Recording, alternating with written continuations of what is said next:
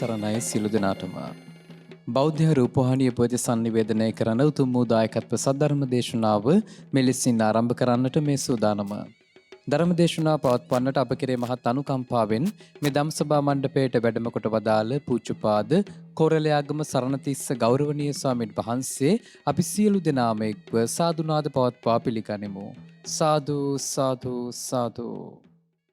වෙල්ලම්පිටියේ පදිංචි ෆිලිෂියා මහත්මිය, සුනිල් මහතා, ශ්‍රියානි මහත්මිය, සමන් මහතා ඇතුළු පින්වත් පිරිසයි උතුම් වූ ධර්ම දේශනාව මෙලෙසින් මුළු ලෝකයටම සංනිවේදනය කරන්නට පින්බර දායකත්වයෙන් කටයුතු කරන්නේ. එසේනම් සද්ධර්ම දේශනාව අප කෙරේ මහත් අනුකම්පාවෙන් මෙතෙන් සිට පවත්වන්නට ගෞරවනීය ස්වාමීන් වහන්සේට ආරාධනා කරනවා. සමන්තා චක්කවාලේසු ගච්ඡන්තු දේවතා සද්ධම්මං මුනි රාජස්ස සුනන්තු සග්ග මොක්ඛදං ධම්මස්සවන කාලෝ අයං බදන්තා ධම්මස්සවන කාලෝ අයං බදන්තා ධම්මස්සවන කාලෝ අයං බදන්තා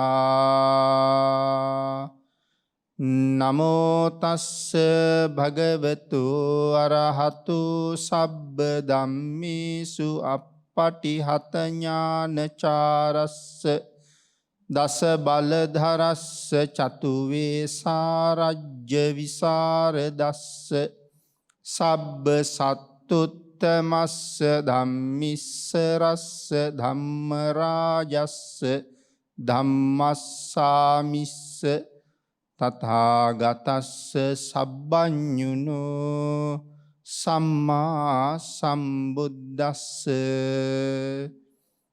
නමෝ තස්ස භගවතු අරහතු සබ්බ ධම්මේසු අප්පටිහත ඥානචාරස්ස දස බලධරස්ස චතු වේසාරජ්‍ය විසරදස්ස සබ්බ සත්තුත්තමස්ස ධම්මිස්ස රස්ස ධම්ම රාජස්ස ධම්මස්සාමිස්ස තථාගතස්ස සබ්බඤුනෝ සම්මා සම්බුද්දස්ස නමෝ තස්ස භගවතු අරහතු සබ්බ ධම්මේසු පටිහත ඥානචාරස්ස දස බලධරස්ස චතු වේසාරජ්‍ය විසරදස්ස සබ්බ සත්තුත්තමස්ස ධම්මිස්ස රස්ස ධම්ම රාජස්ස ධම්මස්සාමිස්ස තථාගතස්ස සබ්බඤුනෝ සම්මා සම්බුද්දස්ස. සද්ධර්ම ශ්‍රාවක කාරුණික ගුණගරුක බෞද්ධ පින්නතුනි, බොහෝම ශ්‍රද්ධාවෙන් යුක්තව සියලු දෙනාම සූදානම් වෙන්නේ තිලෝගුරු ශාන්තිනායක සම්මා සම්බුදුරජාණන් වහන්සේ විසින් ලෝක සත්වයන් පිළිබඳව අසීමිත දයාවෙන් කරුණාවෙන් මෛත්‍රියෙන් යුක්තව අවබෝධ කරගෙන දේශනා කොට වදාළ පරම ගම්බීර වූ ශ්‍රී සද්ධර්ම රත්නයෙන් බොහොම පුංචි කොටසක් දේශනා කරවගෙන ධර්ම ගෞරවය පෙරදරි කරගෙන දේශනාගත ධර්මයේ ශ්‍රවණය කරන්නත්, එසේ ධර්ම ශ්‍රවණය කිරීමෙන් ලැබෙන අවවාද අනුශාසනා තම තමන්ගේ ජීවිතවලට එකතු කරගෙන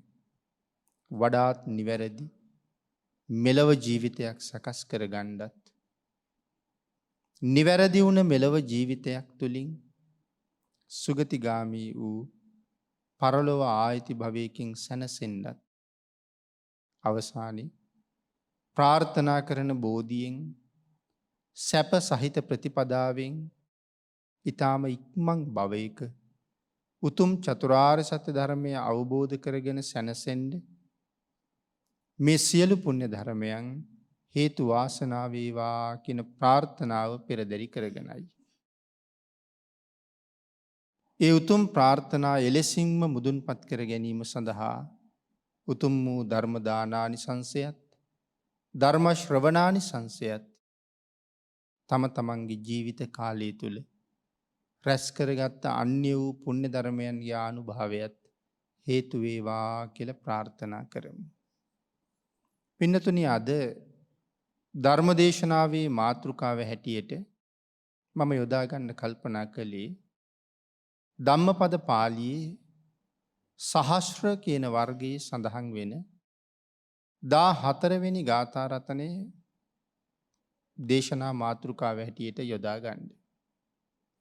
මේ ගාථා රතනය අපේ බුදුරජාණන් වහන්සේ දේශනා කොට වදාළේ සවැත් නුවර ජේතවනාරාම විහාරේ වැඩ ඉන්න කාලේ.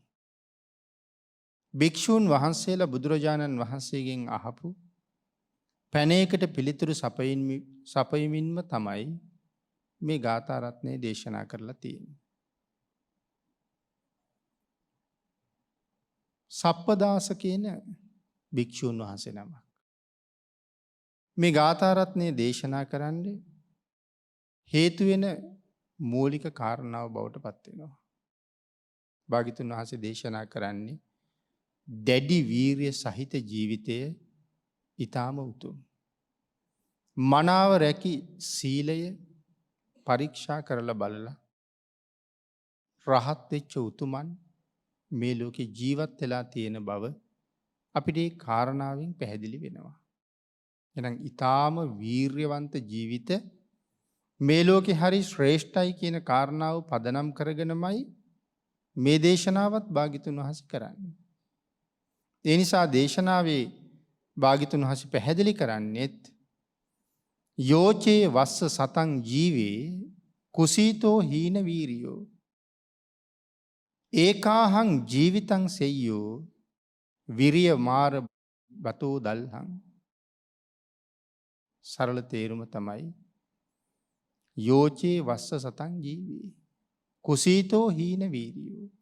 වීරිය නැති කම්මැලි පුද්ගලයෙක් අවුරුදු 100ක් ජීවත් වෙනවට වඩා වීර්යවන්ත වූ පුද්ගලයෙක් ගත කරන එක මොහොත එක දවස ඊටාම වටිනවා කියලා දේශනා කරනවා. ඉතින් එහෙම දේශනාවට මූලික හේතුව පාදක බව ඇති වෙන්නේ කොයි විදිහේ කාරණාවක් නිසාද? සවැත් නුවර ජීවත් වෙච්ච සදැහැති කුලයක එක පුතෙක් බොහෝම ශ්‍රද්ධාවෙන් සම්බුද්ධ ශාසනයට ඇතුල් වෙලා පැවිදි වුණා.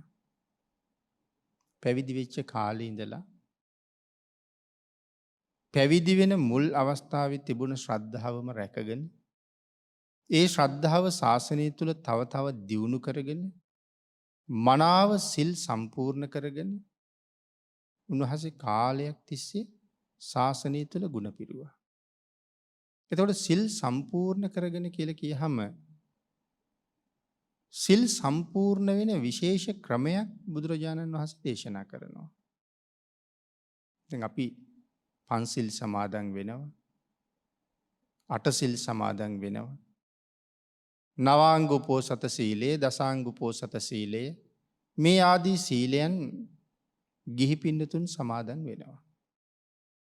එතකොට දසසිල් කියලා කියහම සාමණේර දස සීලයයි ගෘහස්ත දස සීලයයි කියලා දස සීලේ ආකාර දෙකක් තියෙනවා.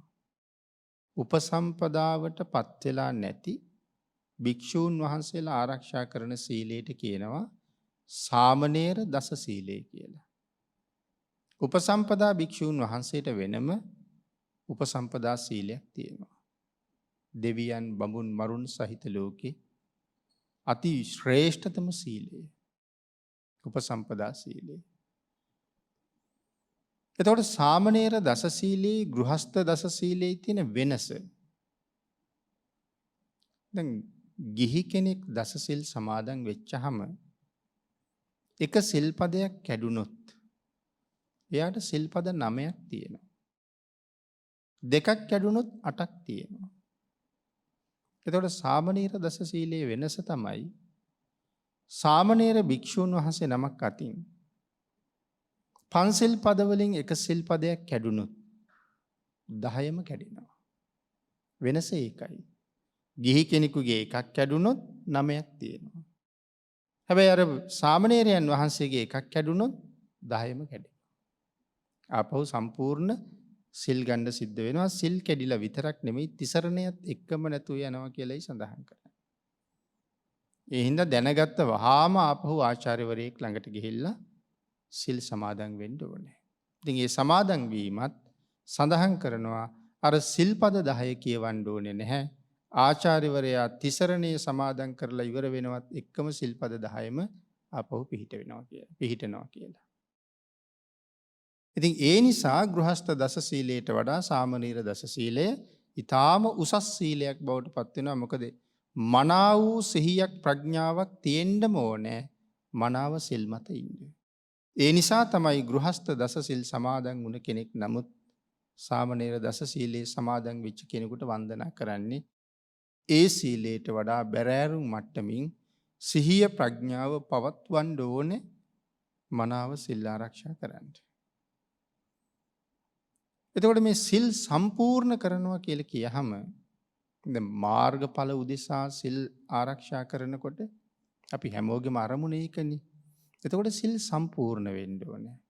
සිල් සම්පූර්ණ වෙන්න ආදි බ්‍රහ්මචරියක සීලය, ආභි සමාචාරික සීලය කියලා ආකාර දෙකක් තියෙනවා. මොකද්ද මේ ආදි බ්‍රහ්මචරියක සීලය කියලා කියන්නේ? ඒ තමයි අපි සමාදන් වෙන සිල්පද ටික. ආභි සමාචාරික සීලය කියලා කියන්නේ වත් පිළිවෙත්. මේ දෙකම තියෙන්න ඕනේ. කෙනෙක්ගේ වත් පිළිවෙත් ඊටාම උසස් විදිහට කෙරෙනවා. නමුත් සිල්පද පිළිබඳව තියෙන ගෞරවය අඩුයි නම් ඒත් මාර්ගඵල ලබා ගන්න පුළුවන් කමක් නැහැ. කෙනෙක් සිල්පද පිළිබඳව තියෙන ගෞරවය ඊටාම ඉහළයි. හැබැයි වතපිළිවෙතට පොඩ්ඩක් අඩුපාඩු නම් වතපිළිවෙත සම්පූර්ණ කරන්නේ නැත්නම් ඒත් මගඵල උදෙසා යන්න තියෙන අවස්ථාව බොහොම අඩුයි. මේ දෙකම මනාව සමබරව සම්පූර්ණ කරගෙන යන කෙනෙකුට තමයි ඒ උතුම් මාර්ගඵලයන්ට ළඟා වෙන්න පහසු වෙන්නේ. ඉතින් මාර්ගඵලයන්ට ළඟා වෙන්න පහසු වෙනවා කියලා කියහමත් පින්නතුනි. දැන් අපි සෝවාන් මාර්ගඵලයේ පිළිබඳව කතා කළොත් පළවෙනි ඵලයනේ. මේ සිව්ඵලයේ අමාරුම කාර්යය කියලා සඳහන් කරන්නේ. සෝවාන් වෙන එක. සෝවාන් වෙන එක තමයි අමාරුම කාර්යය කියලා සඳහන් කරන්නේ. දැන් අපි හිතන්නේ රහත් වෙන එක කියලානේ. නෑ සඳහන් කරලා තියෙන අමාරුම කාර්යය සෝවාන් වෙන එක. ඊතුරු තුන් ඵලයම ලේසියි කියලා කියන්නේ. සරියුත් මහරහතන් වහන්සේට කිසියම් කෙනෙක් මුණ ගැහුණාම සරියුත් මහරහතන් වහන්සේ හැකිතරම් උත්සාහ කරන්නේ ඒ පුද්ගලයාව සෝවාන් තැනට ගේන්න. ඔහු පෙර කුසලයත් එක්ක සෝවාන් තැනට පත් කරන්න පුළුවන් වුණොත් ඊතුරු තුන් ඵලයටම ඔහු පත් කිරීම සඳහා මුගලන් මහරහතන් වහන්සේට බාර කරනවා කියලා කියන්නේ. ඒ කියන්නේ මේ තුන් ඵලයම ලැබනවට වඩා සෝවාන් වෙන එක තමයි අමාරු. හැබැයි ඉතින් වර්තමානයේ හුඟක් වෙලාවට දැන් සක්කාය දිට්ඨි, විතිකිච්ඡා, සීලබ්බත පරාමාස මේ සංයෝජන තුන ප්‍රහීන වුණාමනේ සෝවාන් වෙනවා කියලා ධර්මයේ සඳහන් කරන්නේ.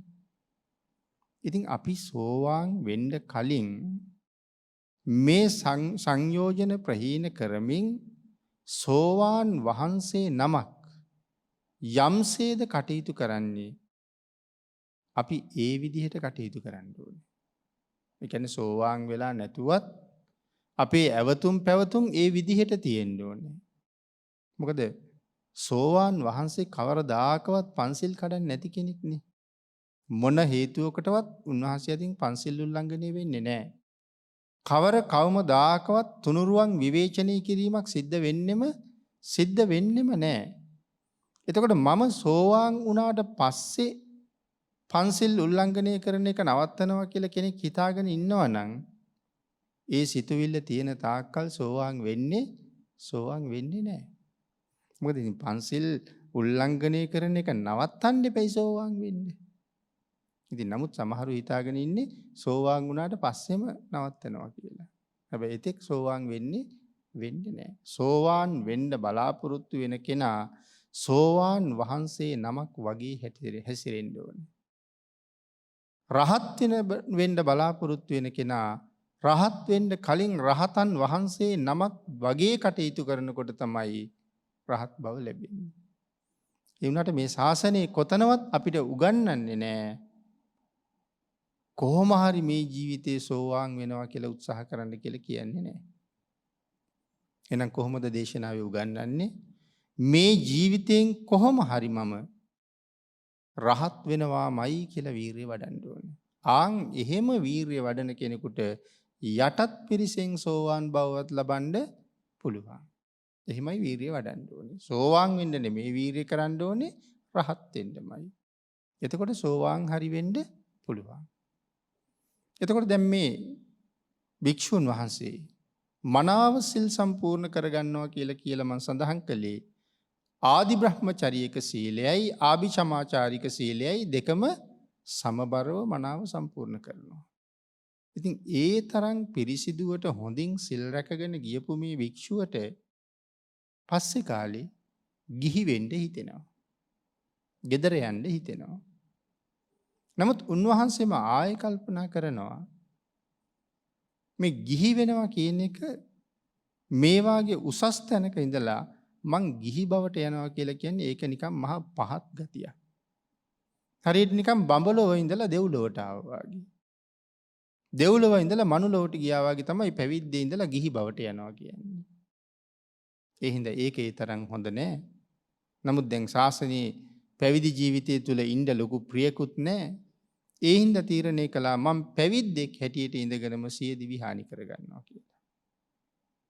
දැන් එදා ඉඳලා සියදිවි හානි කරගන්න උපක්‍රම හොයනවා. එක දවසක් උන්වහන්සේ දානශාලාවට ගිහිල්ලා දානේ වළඳලා ආපහු තමන්ගේ කුටියට වඩිනකොට තවත් භික්ෂූන් වහන්සේලා පිරිසක් කට බැඳගත්ත කලයක් අරගෙන යනවා. කතා කරලා ඇහුවා ස්වාමීනි මොනවද ඔය කලේ? උන්වහන්සේලා සඳහන් කළා ගිනිහල් ගේ ඇතුලේ හිටියා භයානක ණයෙක්. අපි ඒ ණයා බොහොම අමාරුවෙන් මේ කලයට දාගත්තා. දැන් ඈතට බැහැරලන්න අරන් යනවා. එහෙනම් ස්වාමීනි ඔය කලේ මට දෙන්න. මං ඒ සතා බැහැරට දාන්න. ඔබ වහන්සේලා වඩින්න කියලා කලේ ඉල්ලගත්තා. කලේ ඉල්ලගෙන තමන්ගේ කුටිය ගාවට ගිහිල්ලා දැන් කල්පනා කරනවා අද මේ ණයාලව්වා දෂ්ට කරවගෙන මං ජීවිතෙන් සමුගන්නවා. දැන් එහෙම හිතලා කලේ ඇතුළට අත දාගෙන දැන් උත්සාහ කරනවා ණයාලව්වා දෂ්ට කරවගන්න. ණයා දෂ්ට කරන්නේ නැහැ. ඊට පස්සේ දැන් ණයා කලේ ඇතුළෙම අල්ලගෙන ණයා එහාට මෙහාට කලේ ඇතුළෙම පෙරලනවා. ණයාට තරහ ගිහිල්ලවත් දෂ්ට කරයිද බලන්න. එහෙම ගතියකුත් නැහැ. කොහොමද ඉතින් ණයාලව්වා දෂ්ට කරවගන්න බැරි වුණා. උන්වහන්සේ කල්පනා කරා මේක ණයෙක් නෙමෙයි මේක ගැරන්ටි.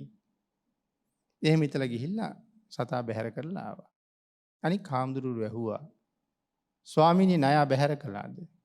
මොන ණයෙක්ද ගැරන්ටියෙක් නේ කියලා කිව්වා. ඇයි ස්වාමීනි එහෙම කියන්නේ ණයෙක්?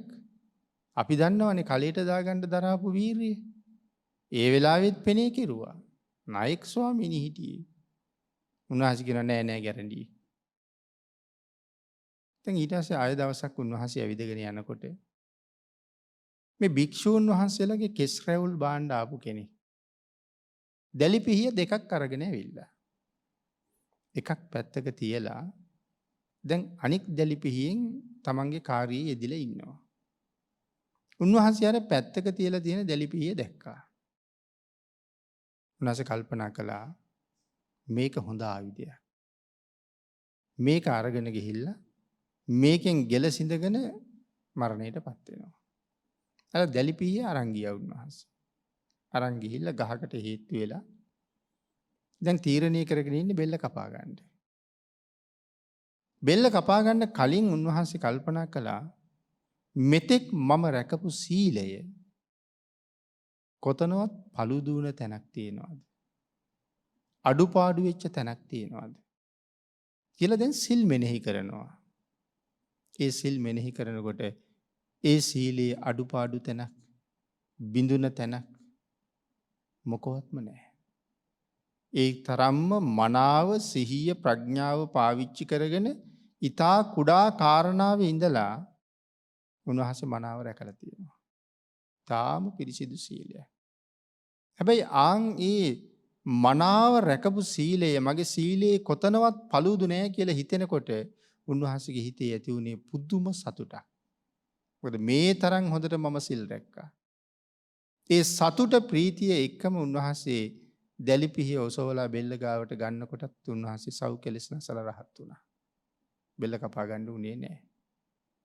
ඊට පස්සේ දැන් උන්වහන්සේ දැලිපිහිය අරගෙන ආපහු යනවා පිහිය තිබ්බ තැනින් තියන්න. යනකොට භික්ෂුන් වහන්සේලා දැකලා අහනවා ස්වාමීනි දැලිපිහියකුත් අරන් කොහෙද ගියේ? ඊට සඳහන් කළා මම මේ සියදි විහානි කරගන්න කියලා ගියේ. මට දැන් ඉතින් එහෙම අවශ්‍යතාවයක් නැහැ. එහෙම සඳහන් කරාම අර හාමුදුරුවෝ කල්පනා කළා. දැන් මේ රහත් වෙලා නැතුව රහත් වුණා කියන කාරණාවයි මේ කියන්න හදන්නේ. ඔය කාරණාව ගියා බුදුරජාණන් වහන්සේ ගාවට යනකම්. ඒ වෙලාවේ භාග්‍යතුන් වහන්සේ සඳහන් කළා නෑ මහණෙනි. උන්වහන්සේ බොරු කීවේ නෑ. උන්වහන්සේට හැබැවින්ම සියදිවි හානි කරගන්න උවමනාවක් නෑ. කියලා උන්වහන්සේ රහත් වුණ බව තහවුරු කළා. එතකොට අර හාමුදුරුවන්ට ඇති වුණ ප්‍රශ්න කීපයක් තියෙනවා. ස්වාමීනි උන්වහන්සේ රහත් වෙන්න තරම් පින් තිබ්බනම් ඇයි උන්වහන්සේ සියදිවි හානි කරගන්න උත්සාහ කළේ? දැන් මුලින්ම උන්වහන්සේට ඇති වුණේ මහානකම ගැන කලකිරීමක්නේ. ඇයි ස්වාමීනි එච්චර හොඳට සිල් රැකගෙන පින් සම්පූර්ණ කරගෙන ගුණ පුරාගෙන හිටපු උන්වහන්සේට මහානකම ගැන කලකිරීමක් ඇති වුණේ? භාග්‍යතුන් වහන්සේ දේශනා කරනවා මහණෙනි ඔය භික්ෂුව දැන් අර සර්පයා ලව්ව දෂ්ට කරව ගන්න හදපු නිසා දැන් උන්වහන්සේට නමක් පට බැඳලා තියෙන සප්පදාස කියලා. සප්පදාස භික්ෂුව. කාශ්‍යප බුදුරජාණන් වහන්සේගේ කාලෙත් පැවිදි වෙලා තිබුණා. හොඳට සිල් රැකගත්තා.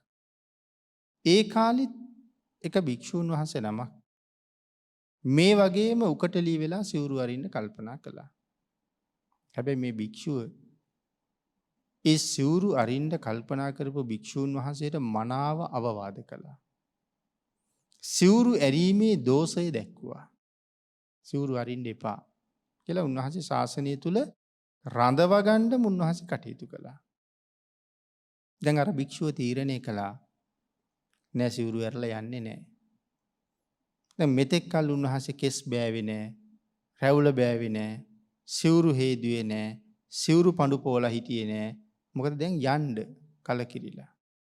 දැන් උන්වහන්සේ කෙස් රැවුල් බාගෙන අර සෝදලා පිරිසිදු කරලා නැති සිවුරු සෝද පඳු පොවලා නැති සිවුරු වලට පඳු පොවමින් අර තමන්ට ශාසනය තුල රැඳෙන්න අවවාද කරපු භික්ෂුවට කියනවා ස්වාමීනි මම හිතාගෙන හිටියේ මේ සිවුරු පිරිකර ඔක්කොම ඔබ වහන්සේලාට දෙන්න.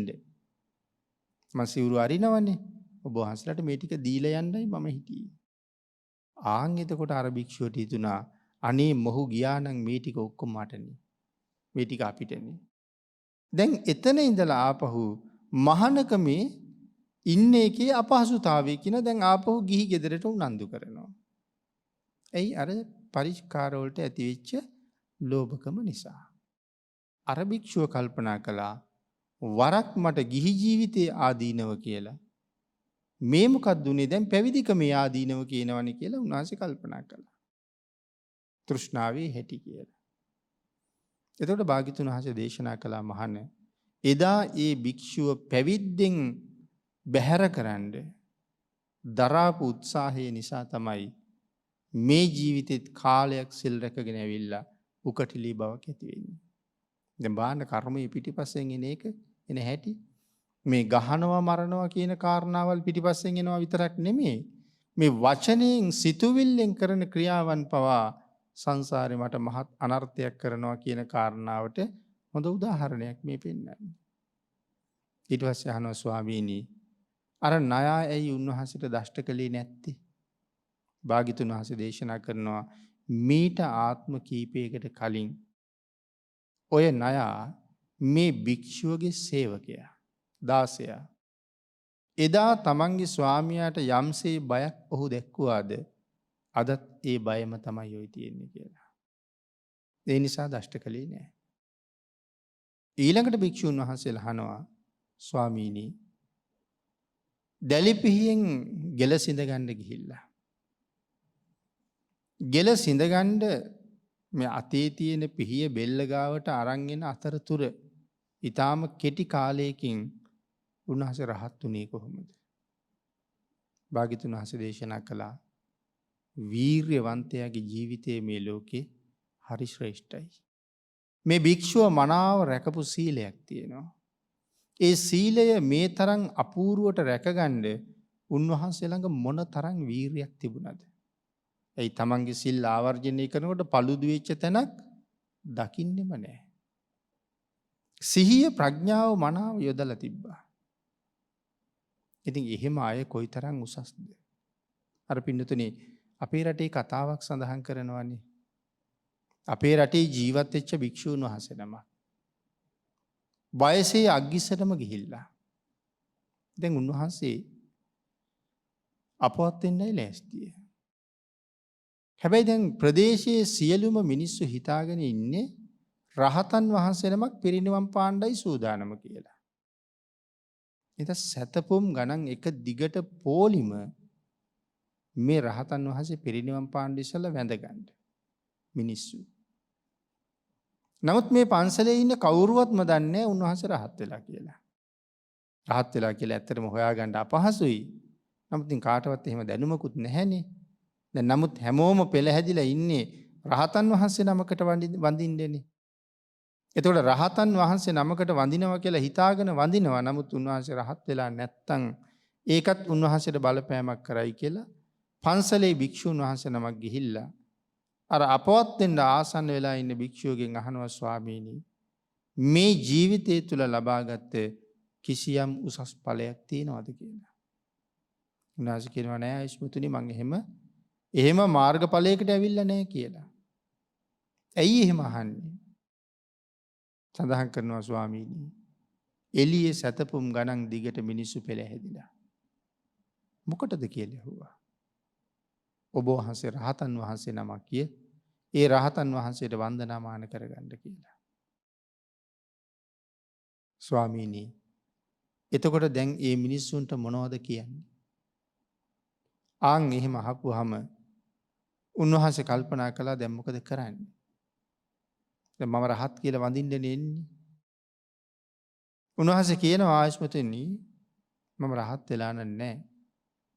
මෛත්‍රී භාග්‍යතුන් වහන්සේ දැකලම රහත් වෙලා පිරිනිවන් පානවා කියන එකයි මගේ ජීවිතයේ තිබිච්ච ප්‍රාර්ථනාව. මං ඒ සඳහා තමයි වීරිය කළේ. කමක් නැහැ. මාව නැගිට්ටවලා මේ ඇඳට හේතු කරන්න කියලා කිව්වා. ඊට පස්සේ අර භික්ෂුන් වහන්සේ නැගිට්ටවලා උන්වහන්සේ පහසුවෙන් ඇඳට හේතු කළා. එහෙනම් දොර වහගෙන දැන් යන්න කිව්වා. උන්වහන්සේ දොර වහගෙන එළියට යනවත් එක්කම ආපහු කතා කළා. කතා කරාම ඇතුළට ඇවිල්ලා අහනවා ස්වාමීනි මුකුත් උවමනාවක්ද? සඳහන් කළා ආයුෂ්මතුනි ඒ පෙළ හැදිලා ඉන්න මිනිස්සු බලාගෙන ඉන්නේ රහතන් වහන්සේ නමකට වඳින්න නම් දැන් බය නැතුව කියන්න කාරණාව හරි කියලා කිව්වා. එතකොට මේ දොර වහගෙන එළියට යන ටිකට රහත් වෙනවා. ඉතින් අර භික්ෂුන් වහන්සේ අතේ තියෙන පිහිය බෙල්ල ගාවට ලං කරන මොහොතට රහත් වෙනවා. එතකොට අහනවා ස්වාමීනි මේ තරම් දුර්ලභ දුෂ්කර ඵලයක් ඔබ වහන්සේ මේ මොහොතට ළඟා කරගත්තද? ඒතර උන්වහන්සේ කියනවා ආයුෂ්මතුනි රහත් වෙන එක ඒ තරම් දුෂ්කර වැඩක් නෙමෙයි. නමුත් මම ඊට වඩා ලොකු දුෂ්කරයක් කරලා ඉන්නේ. ඒකයි දුෂ්කර කියලා කිව්වා. මොකද්ද ස්වාමීනි? ආයුෂ්මතුනි යම් දවසක ගිහිගේ ජීවිතය අත්හැරලා මේ සිවුර මගේ කරේ දාගත්තද? එදා ඉඳලා අද මේ මොහොත වෙනකන් සිහිය ප්‍රඥාව නැතුව කරපු කිසිම වැඩක් නැහැ. සිහියෙන් ප්‍රඥාවෙන් තොරව කෙරුණ කිසිම වැඩක් නැහැ. මම හැම මොහොතකම සිහිය පැවැත්තුවා. ඒක තමයි දුෂ්කරය. රහත් වෙන එක නෙමෙයි කියලා සඳහන් කළා. එහෙනම් මේ සිල්පද මනාව ආරක්ෂා කරගන්න පුදුමාකාර සිහියක් පවත්වන්න ඕනේ. ඒකයි මේ මනාව සිල් රකින්නවා කියන එකේ තවත් අර්ථය. මොකද කොතනවත් paludu නෑ. කොතනවත් ඛණ්ඩ බවක් නෑ. හැමතැනම තියෙන අඛණ්ඩ බව. අඛණ්ඩ, අච්චිද්‍ර, අකම්මාස මේ සීලේ ආකාර 8ක් පැහැදිලි කරනවානේ. දෙයින් මේ අඛණ්ඩ සීලයක් රැකලා තියෙනවා. ඛණ්ඩ සීලයක් කියන්නේ තනින් තනින් කැඩුණු සීලය. එහෙම සීලයක් නෙමෙයි අඛණ්ඩ සීලයක් රැකලා තියෙනවා. එහෙම සීලයක් රකින්න හොඳ ප්‍රඥාවක් තියෙන්න ඕනේ. ආන් එහෙම මනාව වෙර වඩපු අයගේ ජීවිත හරි ශ්‍රේෂ්ඨයි කියන කාරණාව දක්වමින් තමයි භාග්‍යතුන් වහන්සේ මෙන්න මේ ගාථා රතනේ දේශනා කොට වදාළේ. යෝචේ වස්ස සතං ජීවේ කුසීතෝ හීන වීරියෝ. කම්මැලි වෙච්ච වීරිය නැති පුද්ගලයෙක් අවුරුදු 100ක් ජීවත් වෙනවට වඩා ඒකාහං ජීවිතං සෙය්‍යෝ විරිය මාර බතෝ දල්හං. වීරියෙන් යුක්ත පුද්ගලයෙකුගේ එක දවස අර අවුරුදු 100ට වඩා වටිනවා. එතකොට මේ ගාථාවේ පදගතාර්ථයත් අපි ටිකක් සිහිපත් කළොත් භාග්‍යතුන් වහන්සේ දේශනා කරනවා කුසීතෝ අලසයා වත්පිළිවෙත් කරන්න කම්මැලි. උදේට අවදි වෙන්න කම්මැලි. භික්ෂුවක් නම් භික්ෂුත්වයේ තුල තමන් කරගත යුතු මූලික කාරණා ටික සම්පූර්ණ කරන්න ලොකු අලස බවක් තියෙනවා. වත්පිළිවෙත් කියලා කියහම භික්ෂූන් වහන්සේ නමකට වෙන් වෙච්ච මහවත් 14ක් තියෙනවා. මහවත් කියලා වත් කොටස් 14ක් තියෙනවා. කුඩාවත් 80 ගණක් තියෙනවා. ඒ වත සම්පූර්ණ කළ යුතුයි.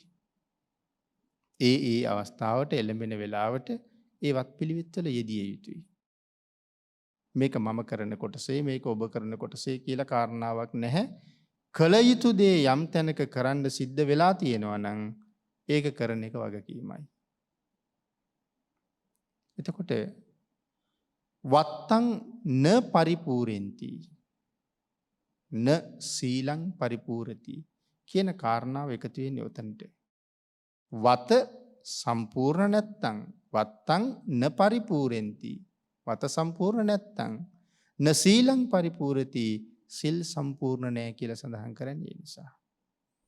ඒකයි මුලින් අපි පැහැදිලි කළේ සිල් සම්පූර්ණ වෙන්න වත පූර්ණේ වෙන්නම ඕනේ. එතකොට ඒ වත පිළිවෙතේ යෙදෙන්නේ නැතුව යම් කෙනෙක් කම්මැලිකමින් උදේ පාන්දර අවදි වෙලා වතට යෙදෙන්නේ නැතුව ඉන්නවා නම් හැම වෙලාවෙම වැඩවලින් මග අරගන්න පොතපත අධ්‍යයනය කරන්න තියෙනවා, ධර්මයේ ඉගෙන ගන්න තියෙනවා, වත් පිළිවෙත් වල යෙදෙන්න තියෙනවා. නමුත් කුසීතකම නිසා මේ වෙලාවේ අවුව වැඩි, මේ වෙලාවේ වැස්ස, දැන් නම් හොඳටම බඩ පිරීලා, දැන් නම් බඩගිනි, මේ වාගේ දේවල් කිය දැන් බඩගින්න නිසා වැඩ නොකර ඉන්නවා, දැන් බඩ පිරීලා කියලා ටිකක් නිදා ගන්නවා, දැන් වැස්ස කියලා අතහැරලා දානවා. මේ කම්මැලියගේ ලක්ෂණ. නමුත් එවන් වීරිය නැති කම්මැලියෝ සම්බුද්ධ ශාසනයට ඒ තරම් නොගැලපෙන අය. මොකද මේ ශාසනයේ හිටියේ මහ පුදුම වීරියවන්තයෝ. සතර අපායෙන් මිදෙන්න කරලා තියෙන වීරියවල් සාමාන්‍ය කෙනෙකුට හිතන්න බැරි තරම් වීරිය කරලා තියෙනවා. ඒ තරම් උත්සාහ කරලා තියෙනවා. ඉච්ඡර කැපකිරීම කරලා තියෙනවා මේ ශාසනය. ඒක භික්ෂුන් වහන්සේ නමක්. බොහෝම නියං කාලික ආහාර පාන හුඟක් හිගයි. උන්වහන්සේ ගමනක් වඩිනවා මාර්ගයේ. දවස් ගාණක් ක්ලාන්තයි. කෑම නෑ. ඒ පිණ්ඩපාතේ දෙන්න මිනිස්සුන්ට කන්න දෙයක් නෑ. දුර්භික්ෂයේ. උන්වහන්සේ කුසගින්නේ වැඩලා දවස් ගාණක් වැඩලා අන්තිමට උන්වහන්සේ ගහක් යට වැටෙනවා. හැබැයි උන්වහන්සේ වැටෙන්නේ අඹ ගහක් යට. මේ අඹ ගහේ ගෙඩි පිරීලා. ගෙඩි හොඳට ඉදිලා. අඹ ගෙඩි වැටිලා උන්වහන්සේ වටේම හොඳ ඉදිච්ච අඹ ගෙඩි වැටිලා. අඹ කියන්නේ හරි ශක්තිමත් ආහාරයක් නේ. ඒකනේ භාග්‍යතුන් වහන්සේ අෂ්ටපාන වලට අඹ නියම කරලා තියෙන්නේ. ඔය පානවර්ග 8ම සර්වඥතා ඥාණයෙන් තමයි නියම කරන්නේ. ඒතකොට අෂ්ටපානවල තියෙන එක වර්ගයක් තමයි අඹ. බත් පිඟානක් අනුභව කරනවා වගේ බඩ පිරෙන්නේ නැති වුණාට හොඳ කෑම පිඟානකින් ලැබෙන ශරීර ශක්තිය ජීවය මේ අඹ මිරිකලා අරගන්න අඹ පැන් කෝප්පයකින් ලැබෙනවා. එවන් පාන වර්ග 8ක් තමයි අෂ්ටපාන කියලා මේ දේශනා කරන්නේ. ඒකට අඹ කියන්නේ එහෙමනම් බොහොම ශක්තිමත් පානයක් හැටියට භාග්‍යතුන් වහන්සේ අනුමත කරපු පළතුරක්. දැන් මේ කුසගින්දරේ ක්ලාන්ත වෙලා වැටිලා මැරෙනවා. තමන්ම දන්නවා මගේ ජීවිතේ නැති වෙනවා. නමුත් අඹ ගෙඩියක් දෙකක් අහුලලා වළඳ ගත්තොත් මේ තියෙන අපහසුතාවය නැති කරගන්න පුළුවන්. නමුත් මෙච්චර අඹ තමන්ගේ වටේටම වැටිලා උන්වහන්සේ ඒක අඹ ගෙඩියක් වළඳන්නේ නැහැ. හේතුව උපසම්පදා භික්ෂුවක් පිළිගන්වන්න කෙනෙක් නැති නිසා උන්වහන්සේ වළඳන්නේ නැහැ. ඉතින් මේ වෙලාවේ මෙතන යනවා තව මිනිස්සෙක්. හාමුදුරුවෝ වැටිලා ඉන්නවා දැකලා උජහට ඇවිල්ලා බැලුවා. බලහම එයා තේරුම් ගන්නවා හාමුදුරුවෝ හාමත් වෙලා ඉන්නේ. ඒ පුද්ගලයා වහාම අඹ ගෙඩිය අහුලලා අඹ මිරිකලා අඹ පෙරලා උන්වහන්සේට අඹ පැන් පොවනවා. අඹ පැන් පොවලා ස්වාමින් වහන්සේ උස්සලා කරේ තියාගෙන තමන්ගේ වාසස්ථානයට අරන් ගිහිල්ලා උපස්ථාන කරලා භික්ෂුව සුවපත් කරනවා. ආන් පින්නතුනි එතන තියෙනවා දිවි හිමියෙන් සිල් රකින්නවා කියන කාරණාව. මගේ ජීවිතේ ගියත් සිල්පදයක් paludu කරගන්නේ නැහැ. දැන් අඹ අහුලලා වැළඳුවා කියලා උන්වහන්සේගේ සිල්පද කැඩෙන්නේ නැහැ. භාග්‍යතුන් වහන්සේ දේශනා කරපු ප්‍රඥප්තියක් එතන තියෙන්නේ. පිළිගන්වන්නේ නැතුව ගන්න එපා. එහෙම කළා කියලා සිල් කැඩෙන්නේ නැහැ. ඇවතක් සිද්ධ වෙන උපසම්පදා භික්ෂුවකට. ඉතින් ඇවත් දෙසා ගන්න පුළුවන්. හැබැයි ඇවත් දෙසා ගන්න පුළුවන් කියලා ඇවත් කරන්න අවසර දීලා නැහැ. ඇවත් දෙසා ගන්න පුළුවන් නේ කියලා ඇවතක් කරන්න බෑ. ඇවතක් කියන්නේ වරද. දේශනාවෙන් ඒක මගහැර ගන්න පුළුවන් කියලා හිතාමතා ඇවත් කරන්න ඉඩ දෙන්නේ නැහැ. ඉතින් මොනවයම්ම හේතුවකින් හරි ඇවතක් වුණා කියලා හිතුනොත් දෙසා ගන්න විතරයි තියෙන්නේ. නමුත් සිල් පදයට ගරු කරලා තියෙන තරම තමයි මෙතන මේ පෙන්නලා තියෙන්නේ. ඒ වාගේ කාරණා ඕන තරම් තියෙනවා. එතකොට මේ සිහිය, ප්‍රඥාව, වීරිය මේ ශාසනය ඇතුලේ ඉස්සරහට යන්න අත්‍යවශ්‍යම කාරණාවක්. එහෙම නැත්නම් ඒ බලාපොරොත්තු වෙන ගමන සම්පූර්ණ කරන්න බැරුව යනවා. ඒ නිසා රෑ දවල් කියලා නෑ වීරිය වඩන්න ඕනේ. මහා සීව තෙරුන් වහන්සේගේ වීරිය අන්තිමට නානෙකත් අත්හැරලා දානවා.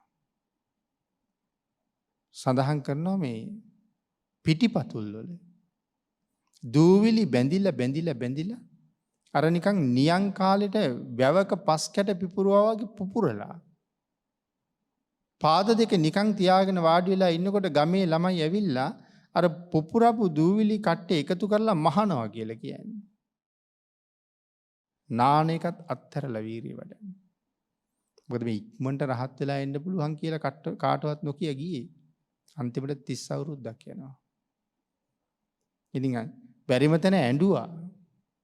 මට කරගන්න බෑ කියලා. උන්වහන්සේගෙන් බණ අහලා රහත් වෙච්ච ශිෂ්‍යයෝ 10 ගණක් ඉන්නවා. ඉතින් ඒ නිසා ගුරුවරයා කල්පනා කරුවා රහතන් වහන්සේලා 10 ගණනක් බිහි කරන්න මට පුළුවන් වුණා නම් රහත් වෙනවා කියන එක මට මොකද්ද කියලා තමයි හිතියේ. නමුත් 30 අවුරුද්දක් යනවා. බැරි තැන තමන් අඬනකොට සක්මන කෙරවලේ තවත් කවුද අඬනවා. එතකොට අහනවා කවුද උතන අඬන්නේ? ස්වාමීනි මම මේ ගහේ ඉන්න රුක්ෂ දේවතාවා. ඇයි ඔබ අඬන්නේ? එතකොට කියනවා ඇඬුවොත් රහත් වෙයිද කියලා මාත් මේ කල්පනාව කියලා. මහා සීවයන් වහන්සේ තමන්ටම අවවාද කරගන්නවා. මහා සීව උඹට දැන් දෙවියොත් සමච්චල් කරනවා කියලා.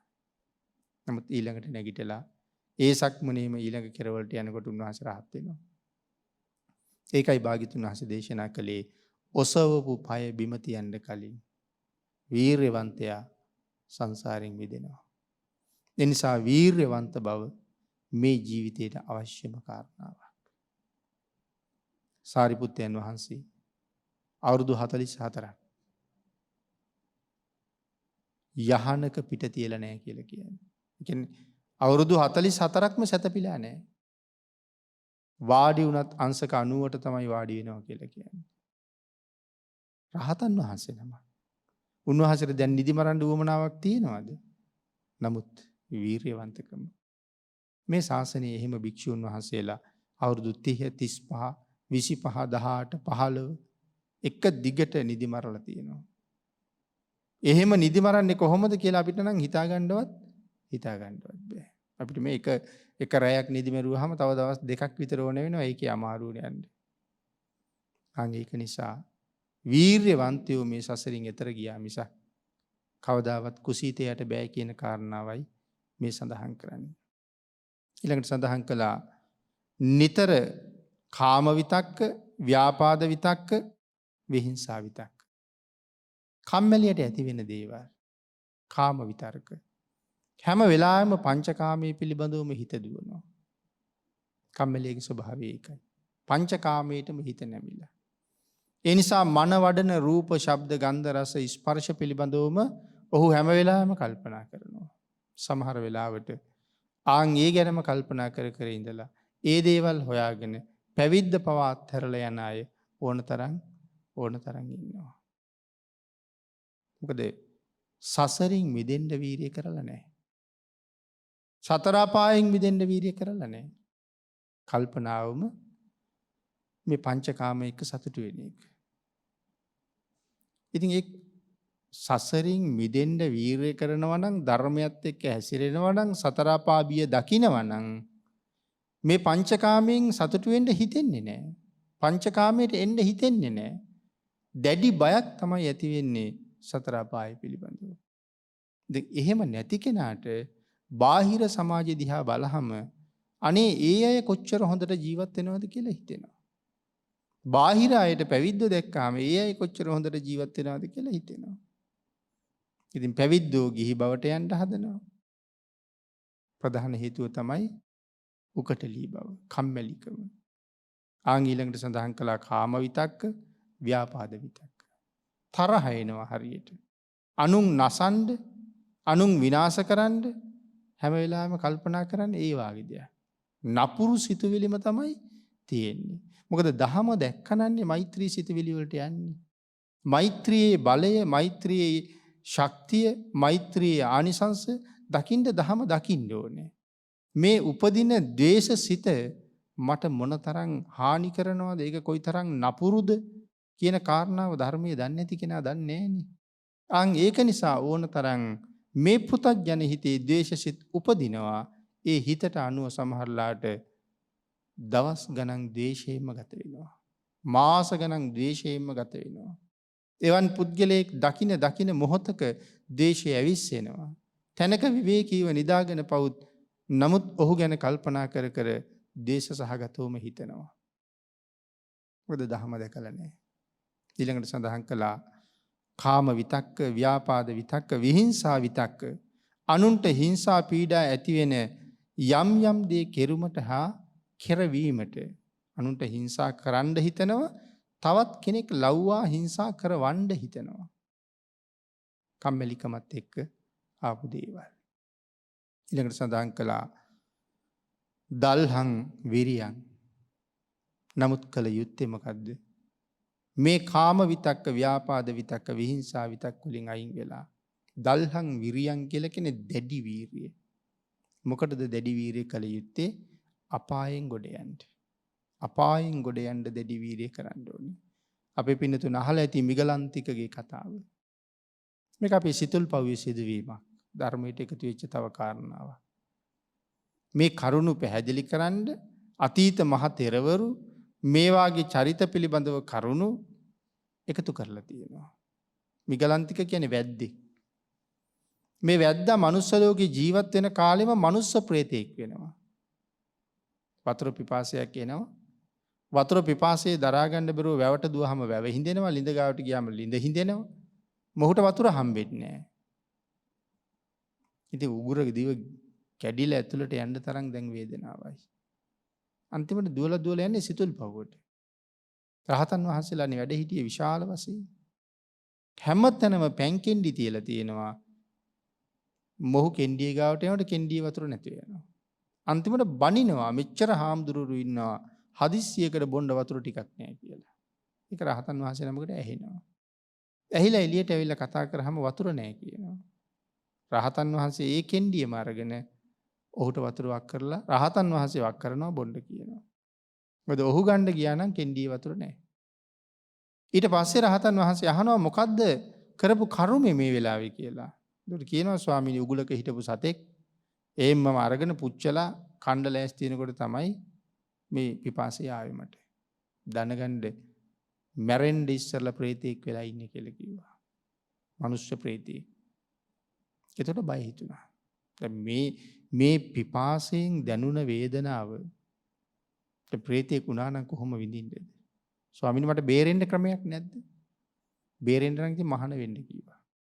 මහාන කරවන්න කිව්වා මහාන කෙරුවා. ස්ථාන 3ක වත් කරන්න ඕනේ දවසකට. කතරගමයි, කිරිවෙහෙරෙයි, ඔය අතර තියෙන තවත් පන්සලකයි වත් කරන්න ඕනේ දවසට මේ ස්ථාන 3ෙම කරන්න ඕනේ. මේවත් කරලා පිදුරු කට්ටයක් බැඳලා වතුරේ දාලා රැයට පිදුරු කට්ටිය ඔළුවේ තියාගෙන භාවනා කරනවා. ඒත් පස්සේ නිින්ද යනවා වෙහෙස වැඩි ඉතින්. පයින්ම යන්න දෙපෙයි වත් කරන්න. අන්තිමට වෙනකොට වතුරේ කරවටක් බැහැලා තමයි භාවනා කරන්නේ. නිින්ද යන හින්දා. ආන් එහෙම කරගෙන යන එක දවසක තැන් වල ඈත කඳුවල තියෙන පන්සල් වල භික්ෂුන් වහන්සේලා පිරිත් සජ්ජායනා කරනවා ආරබත, නික්කමත, යුඤ්ඤත බුද්ධ ශාසනය. අරඹව්, නික්මෙව්, වීර්ය වඩව මේ ශාසනයේ හැසිරෙව්. හරියට කොයි වගේද ඇතෙක් බටපඳුරු වනයක් යම්සේ අපහසුවකින් තොරව පොඩි කරලා දානවාද? වීර්යෙන් කෙලෙස් නැති කරන්න උත්සාහ කරන්න. උන්වහන්සේලා ආන් එහෙම කියා මේ පිරිත් කියනකොට මේ පුද්ගලයා මේ භික්ෂුව කල්පනා කරනවා මම වගේ වීර්යවන්තයන්ටයි මේ කියන්නේ. ආන් ඒ කාරණාවේ සිතුවිල්ලෙන් සතුටින් බොහෝම පහසුවෙන් සිල් ගුණ ආරක්ෂා කරගෙන සතර අපායෙන් මිදෙන්න කටයුතු කළා. ඉතින් ඒ නිසා මෙතන සඳහන් කරනවා ආරම්භන ලද වීරියක් තියෙන්න ඕනේ. දැන් මේ වීරිය ආරම්භුවේ අර මනුස්ස ප්‍රේතෙක් හැටියට දැනුණ දුකත් අනික රහතන් වහන්සේ ළමකට කියනවා අපායේ ගින්දර පෙන්වන්න කියලා.